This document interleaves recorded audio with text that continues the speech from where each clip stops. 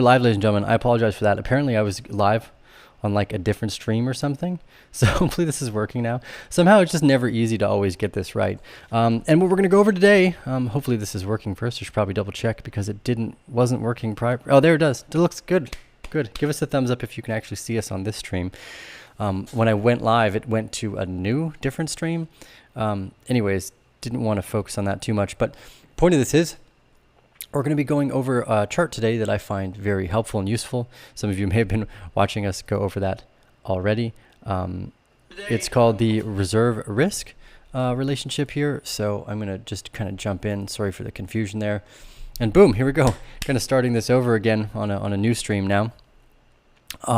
This is the reserve risk Bitcoin relationship. And right now we're looking at 2017's bull market and the bull market that we are currently in.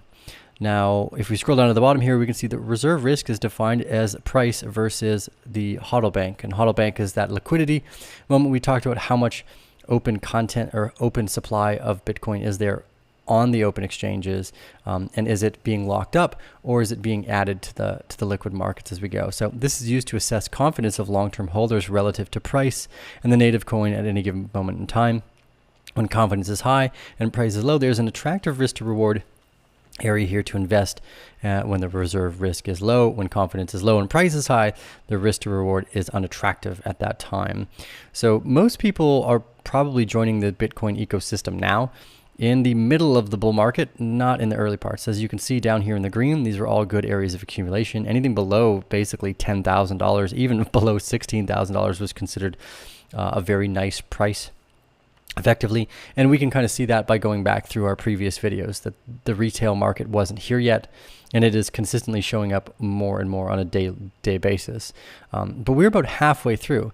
So if we actually include the rest of the bull markets, we'll see kind of consistently that, well, number one, the risk level has peaked out higher and higher in the previous markets.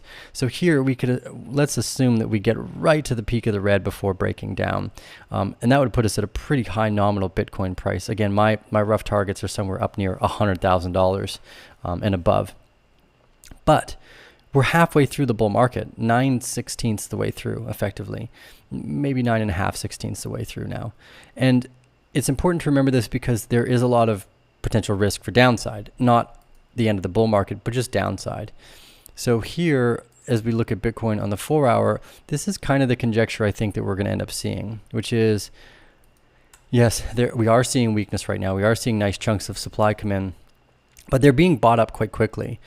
Even though we had for the first time, an effort versus result that overproduced here, we can see very clearly that back in 2017, and if we kind of focus on 2017 as an analog for where we are today, you can tell that we had these big chunky moments down, 1, 2, 3 of them, where we had a 20 to 40% drop before continuing to climb higher. And we've gone over this in our previous videos, that these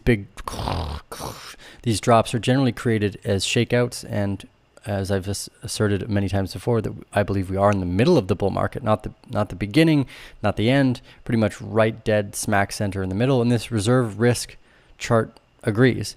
I always like when I find other things that agree with me, not that I'm looking for a confirmation bias, but this is a great way, I think, to measure that. How much open supply is there, and what's the price at, and what is the confidence of that open supply coming onto the market right now? So it's a really unique feature. You can find this reserve risk area by typing it in a bunch of places on the internet. And again, what I think that we're going to witness here is that, yes, there is a supply coming in, but if we compare our secondary or our shakeout to the shakeout here, it looks very similar. So I'm expecting some type of nominal return to the middle of this trading range. I think we probably get a spring downwards this time. I thought we might get it in the last one, but we went straight up pretty much right away off Elon Musk's tweet and them buying Bitcoin and accepting it for their cars as well. So that was a really big moment in our market history. Kind of started this secondary run, which was massive, by the way. From 30,000, we went to 58,000, which is crazy. It's a 100% run. We needed this cool off. It's only normal. This is not a cause for concern in any way, shape, or form for me. I believe this is a very, very normal function of the market. I believe what we're going to get is a spring on this one instead. I think we're going to get a shakeout moment that scares people, maybe even as low as $38,000 to kind of fill this gap. We never really touched the middle of the trading range. Like I thought we were going to come back down and then explode. So the fact that we just went straight up. What's happened here with my Bitcoin chart? Okay. So the fact that we just went straight up into this new trading range here was kind of an early indicator that we are going to see a nice turnaround. So this was to be expected. This kind of thing, I don't try to trade here. I'm not an intraday trader. I try to get in at the beginning of the bull market and exit near the end of the bull market. And as far as I'm concerned, again, we are right in the middle of the bull market. So we were making our big entries here back when Bitcoin's around 9, 10, 11, 12, 13, 14, even apparently the risk ratio here says $16,000 is an amazing place. And I agree with that. But again, what we want to watch out for is these final shakeouts are designed to get rid of weak hands, people that bought for the first time at 60 grand and now they're scared. And the same thing happened back here when we were at 42,000. Now it's funny. One of the private members sent me a thing. He's like, oh, Barron sent a message that Bitcoin's in a bear market because it's gone below 20%. It's like, these motherfuckers not know how to measure, because Bitcoin was apparently in a bear market up to them like just 2 weeks ago, 20 days ago, when we had a 31% drop in Bitcoin from the previous buying climax to the spring here, actually even a little lower, 32%. So this is normal. We're currently at 23%. We're not even at yet the depth of the previous trading range from the buying climax to our shakeout here. We're only at 24%. We're back here from the buying climax to the spring was an obvious 30 to 33%.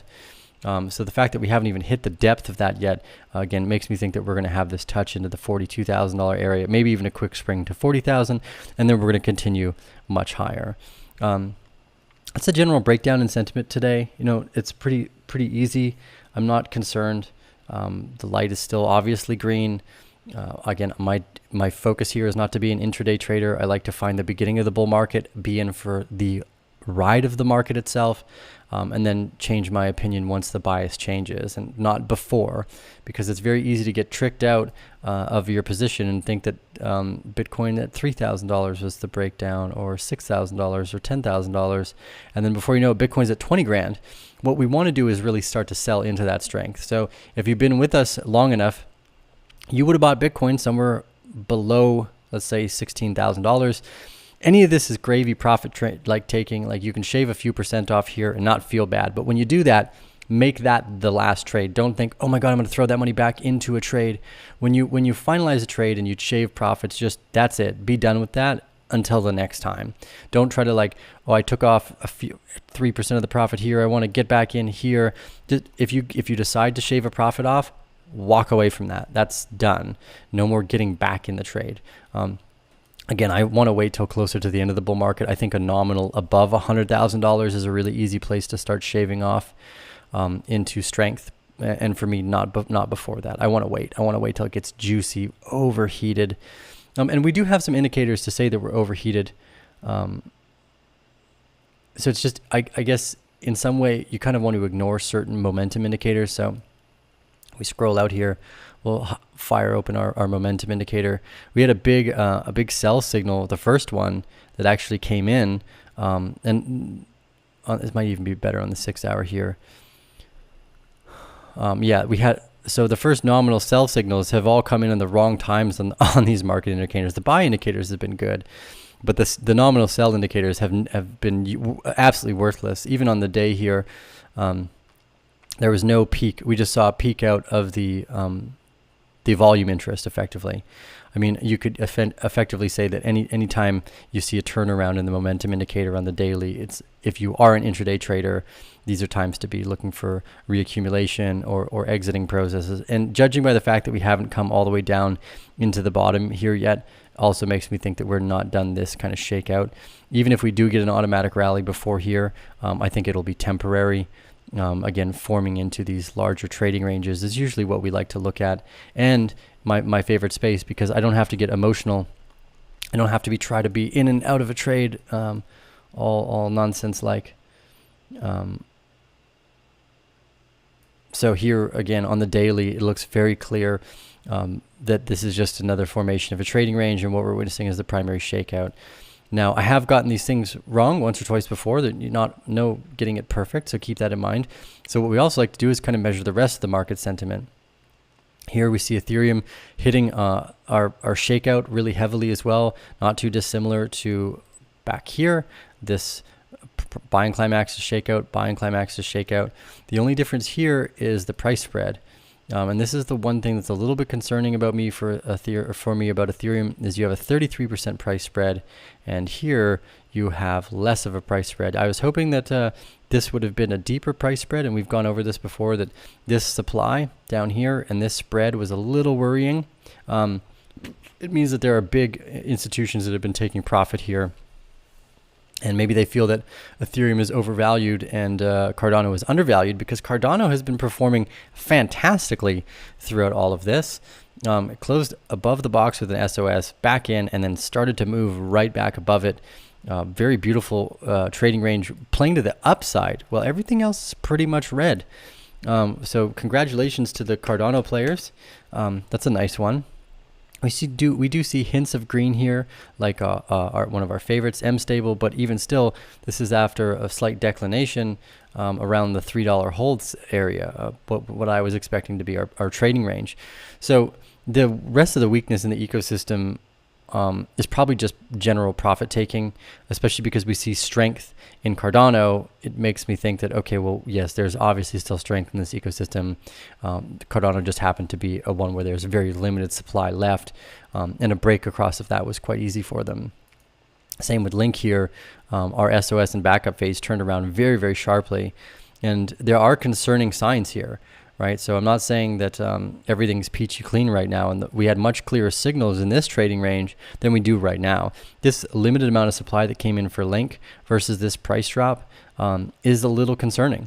You generally want to see less price spread, and even back here, you have a massive amount of supply coming in. Very limited spread here, less supply, more spread. So this is a little disconcerting for Link itself. Now, it could just be a larger trading range, and we've looked at those things before. But again, with things like Avalanche right now, we're having these very obvious closes, sadly, below the trading range, right?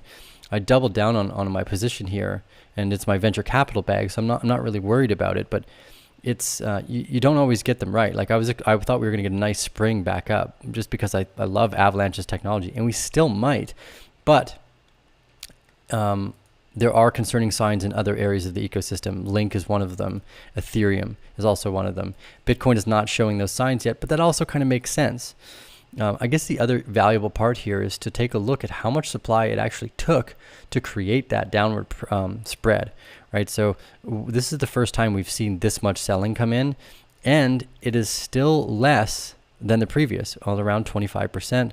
But the previous buying climax with less had a spread of around 33%. So keep that in mind, that Bitcoin is actually looking very healthy. Some of the other parts of the ecosystem, like Ethereum and Link, do not look as healthy right now. Cardano was amazing, but again, here with GRT, couldn't come back in and close above the box. It's like likely we'll see a bit further downside here. But this is also why my venture capital bag, guys, there's two key things I think we should go over. Number one, venture capital is asymmetry in motion.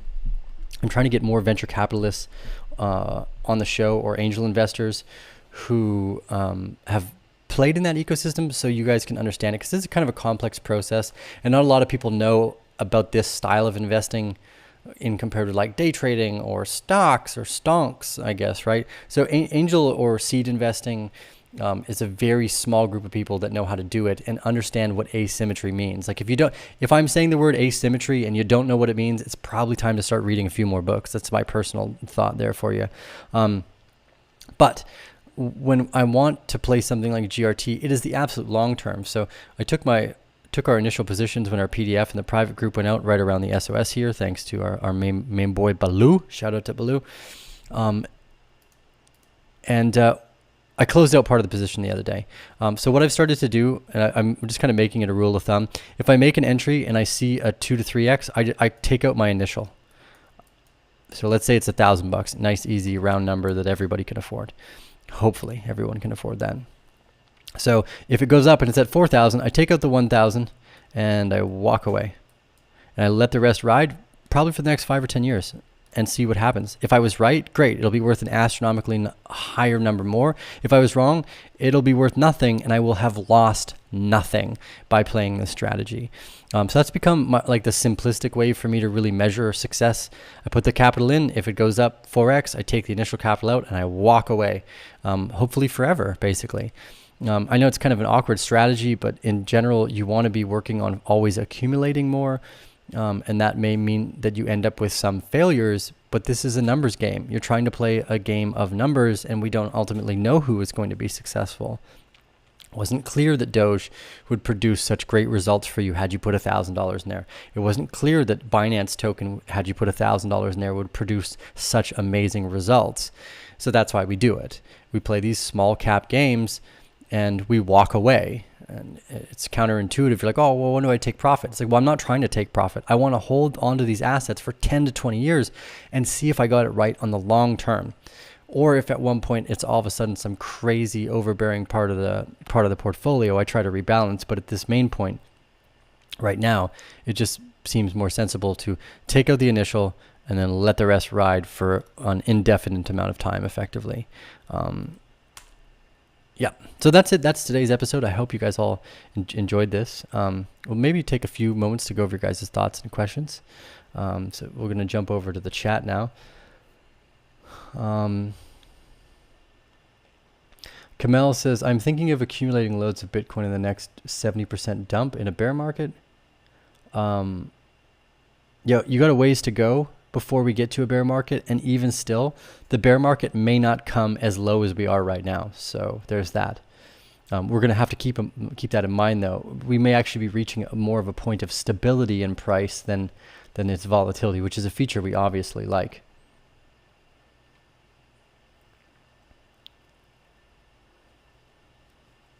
How is the supply and demand and reaccumulation phases? You can go back and look on that and do your own homework. We've gone over that in multiple videos.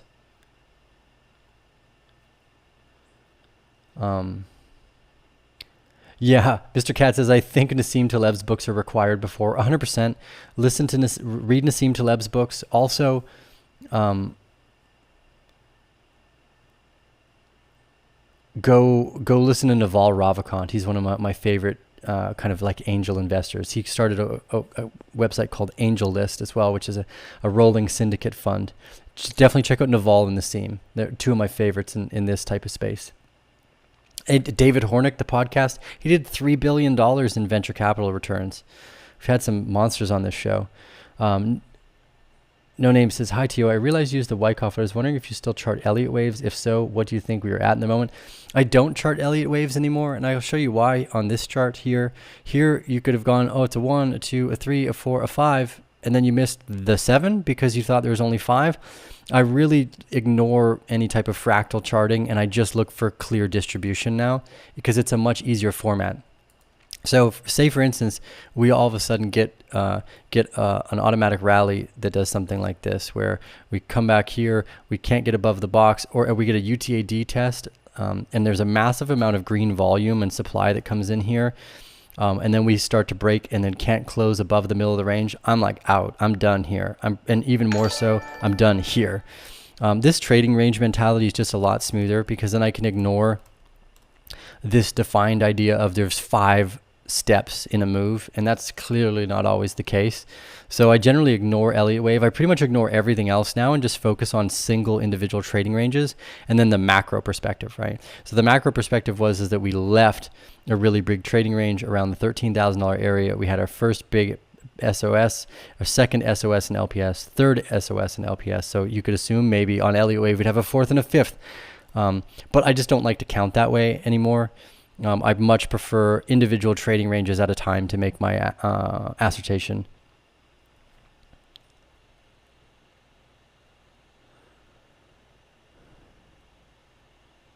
Guam says, thoughts on current downtrend, U.S. votes tonight on stimulus. I think it's totally irrelevant. The people that are interested in this sector don't give a shit about the U.S. stimulus checks. They have lots of money to play with. Like, there's no way Elon Musk is like, yeah, if I get an extra $1,000 from the government, I'm buying Bitcoin. You got to remember who's playing this game right now, not people that need stimulus checks. I think the stimulus check might create a shake in the ecosystem, and maybe just for that moment, we could look at the VIX. So we chart the VIX often as a general measure of volatility in all the ecosystems. And as you can see, yesterday we jumped back up and just touched the primary support line that we had been running on since here we are in 2020. Boom, this green line, and we fired right back into it, stayed below it and closed below it. There are other indicators here too in the S&P 500 that I like to look at. Currently, we were watching. So this is the bearish case, right? So we've been watching this rising channel outside of a reaccumulation range for the S&P 500. A big question is going to be: is this a new buying climax and a new trading range? This looks very similar to what Bitcoin just did, where we had a nice through the box move, a straight up run, and then a return back down to the bottom near the top of the previous trading range. I think that the volatility in the S&P 500 could definitely shake Bitcoin's price. And again, I kind of actually suspect we're going to see a spring this time through the bottom of the box, more so than we didn't even get a spring on the last one. It basically just went straight up. So again, guys, if you're ever on the daily and you see this much green, like, you should expect a little bit of red. Like, this was to be expected. It's just, I don't care about these slight turnarounds. My interest is in the trading range itself. Where are we in this trading range, especially in the larger time frames? They're just more reliable and less emotional, and I'm not trying to day trade. I'm just trying to ride the market on the bull and basically be for whatever I need out for the bear. Generally it's like 2 years or something. Could you go over Ethereum? I already went over Ethereum. Quickly, I will take a look at it again. We're seeing a very similar setup to Bitcoin. It is a little worrying. Again, this supply signature here and the price spread are some big profit taking by some big institutions. I'm a little concerned about that. If we start to see clear closes below, that could be game over for Ethereum. Although I don't think that's the case yet. We do see strength in the rest of the general market. It's more so the S&P and the volatility index we'll want to keep an eye on, because those essentially function as measures of our entire ecosystem. So keep that in mind. We're gonna be keeping a close eye on Monday's open for the S&P 500, because we do have these two clear, our clear spring here, and then a declination again below the trading range. Looks like a little small pecker. So keep that in mind. Woo. Keeping a close eye on the S&P 500 and the VIX here will be smart, I think.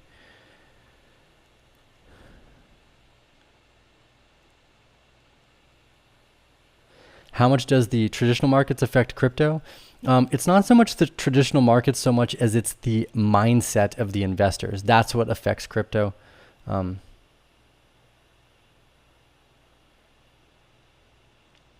Yeah, it's more of like general human psychology that affects the markets, not just one. That's why, I mean, let's look at Tesla, for instance. Look at Tesla right now. It looks like GRT, right? Or Bitcoin. It looks almost identical to Bitcoin, where you had this nice straight run up and then a big price turnaround.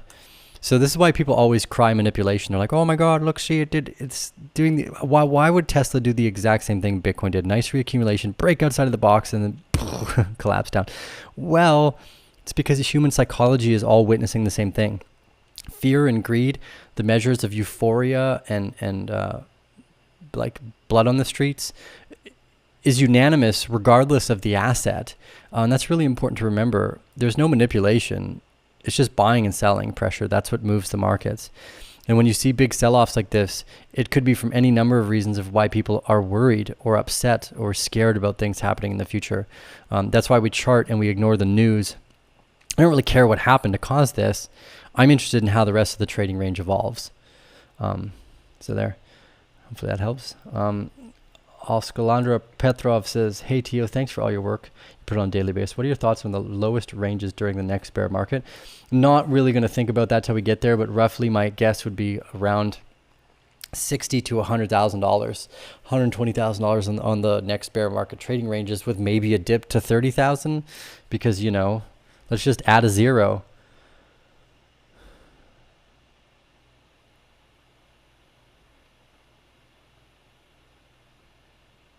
What happens when the total circulating supply becomes 100%? That's more of a price speculation. Again, it's very easy to see that the more supply there is in the market, the more volatile the price can be. If you lock that supply up, the more volatile the price will be to the upside. So it's kind of a two-way street. Liquidity in a market goes as both ways. Thrash says, what about Elrond? Have you and your team research into it? You know, a lot of the times the tech team will make stuff, investments into things I don't even get the chance to chat with them about because they're super fast and they're doing a lot. Like Flow, this new NBA blockchain thing, I totally missed that one. Flow, NBA, Hot Shots. These guys are cool. Yeah, this NBA Top Shot officially licensed collectibles. Been doing a bit more study into NFTs, and this is all on something called a Flow blockchain by the Dapper Labs guys. What else? They created Crypto Kitties and a few others. So this is kind of an interesting one, but yeah, the Flow was another great project. I think tech team said it was up like 200x. So in regards to like Elrond, don't always have enough time to know. There's just so much stuff going on in this ecosystem.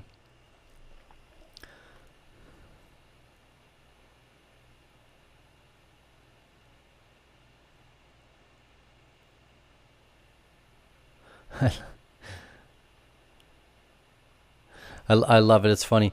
Yeah, Bitcoin is definitely having a shakeout right now. So that's why all the people are like, oh my God, is Bitcoin going down? Is it dead? That's also why I made this title of the video this way. Generally, we're trying to capture the fact that people get emotional and help calm that emotional aspect.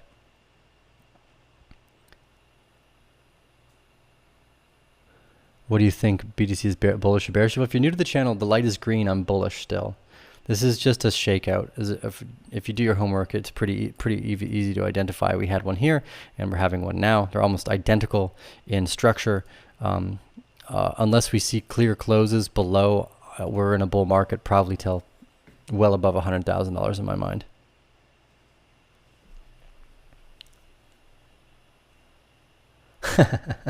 Nice, Prince Knight. I like your comment. I'm not going to repeat it, but I like your comment. Will you be streaming during the bear market? Yeah, well, my goal is to stream 1 day per day, every day for the rest of the year. After that, I have no intentions about what I'll be doing. But I usually make videos about all sorts of stuff. My life, when I'm taking ayahuasca, when we go visit orphanages or animal shelters. We do a bunch of stuff. And this is a special year where in January I decided I try to do a live stream every day. But I'm not going to do that for the rest of my life. That's for damn sure. So it's kind of regardless of where we are in the market. If the year, it depends where the year is. I'll decide what I'm going to do after this year. Yeah, if we drop below, someone says if we drop below 38K, we're toast. That is not in any way true. You can see very clearly here that there's a nice big gap to around 39, 38, 37. We could easily get a spring down to that area and then jump up just to fake people like that out. So I totally disagree. Jeff Wilniff says, Tio, since becoming a Bear member in the last year, your videos and my knowledge of how markets work are tenfold. Well, thanks, Jeff. I appreciate that. I'm glad that your learning and educational journey has been a profitable one. I love the Arcane Bear family. You know, again, what I say, the disease of the early investor is over emotional trading and lack of education. So the best way to cure that is to join a healthy environment where people are learning, studying, and educating with one another, which is why we built the Arcane Bear private channel. If you go to arcanebear.com/private and sign up, first off, if you consider yourself adventurous and like to try new things, this is probably what you'd want to do. Go sign up and join the private den. There's no risk. If you're not happy, we do give you refunds, although there's been very few people that have done that. Quick product shell, and then, okay, more questions. Andy Yu, can you find Uniswap, Orion Protocol questions? There's so much stuff, guys. It's really hard. You can literally throw money almost anywhere in a bull market and do okay. So we're not. I try not to focus too much. I try to just pick a few really good ideas, and then go from there.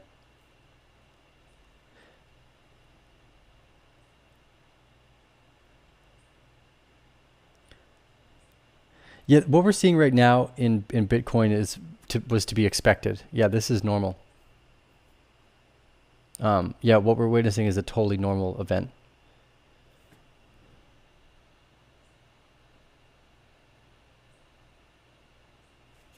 So again, if we go up to the 6 hour here and we do that comparative analysis, which we've done so many times before, look at the similarity between this shakeout and this shakeout.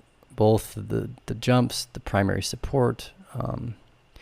Again, the only difference here, I think, is we're going to get a spring. I think we're going to get a break below the box to around 38,000, 37,000 before it scream back into the box.